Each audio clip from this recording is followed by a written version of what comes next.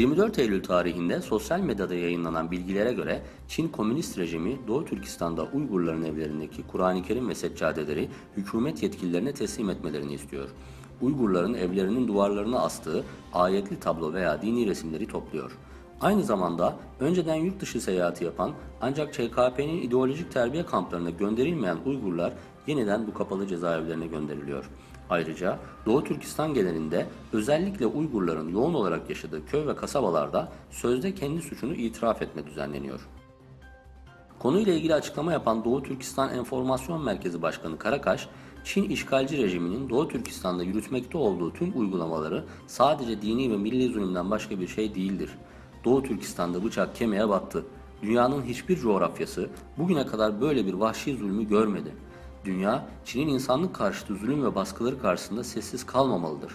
Uluslararası kamuoyunu Doğu Türkistan'daki insan hakları ihlallerine tepki göstererek Çin'in bu tür uygulamalarına bir an önce son vermeye çağırıyoruz dedi. Uygur Türklerinin önde gelen fikir adamlarından olan İlham Tohti bugünlerde hapis edilişinin 3. yılına girdi.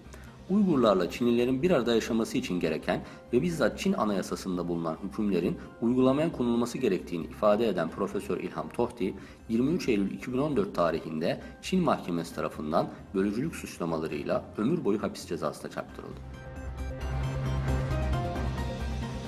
Almanya'daki genel seçimin galibi Başbakan Angela Merkel liderliğindeki Hristiyan Demokrat Birlik Partisi oldu. Sandık çıkış anketine göre Hristiyan Birlik Partileri %32,5 oranında oy aldı.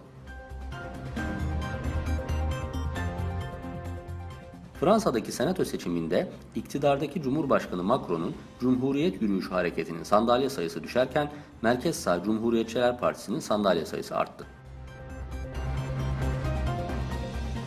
24 Eylül, Türk dünyasındaki milli uyanış hareketlerinin öncülerinden ve en büyük fikir adamlarından olan Kırım Tatarı İsmail Gaspıralı Bey'in vefatının 103. yıl dönümü.